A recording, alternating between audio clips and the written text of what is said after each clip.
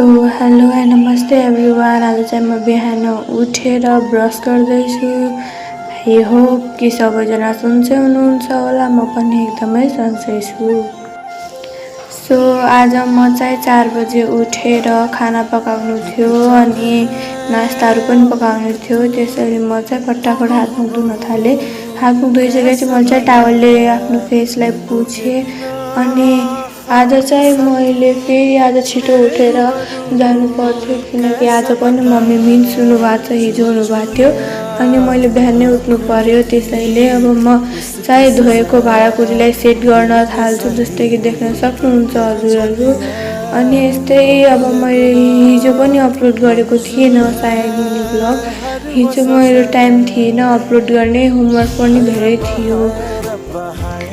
त्यसैले अनि हजुरहरूको आज भोलि के चल्दैछ त? अनि 8 क्लासमा पढ्ने बिएल स्टुडेन्टहरूलाई कस्तो तयारी हुँदैछ त तिनीहरूको? कमेन्टमा भन्नु होला है बिएल वाला स्टुडेन्टहरू। मेरो त ठिकै चल्दैछ, तर पहिलाभन्दा अलि सुध्रे जस्तो लाग्छ मलाई आफूलाई। तर कस्तो छ त्यो मलाई थाहा छैन, बट आफूलाई नै यस्तै लाग्छ।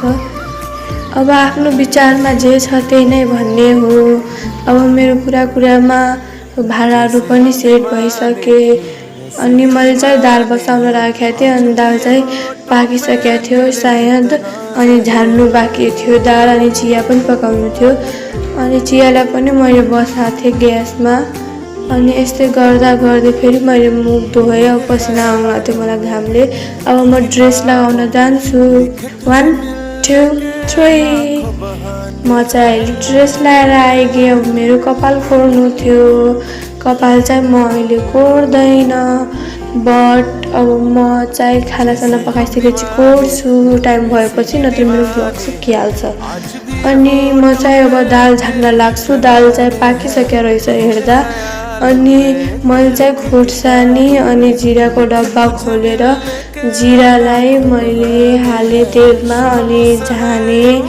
अनि मेरो चिया पनि पाकिसकेको थियो झान्दासम्म।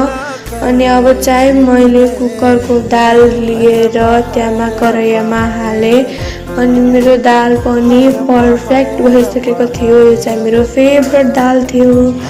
अनि यस्तै गर्दा कसलाई यो दाल मनपर्छ नाम चाहिँ थाहा छैन, बट आजलाई यति नै किनकि मेरो टाइम छैन। अब ढिला पनि भइसक्यो, 6 बज्न आँटिसक्यो। बाई।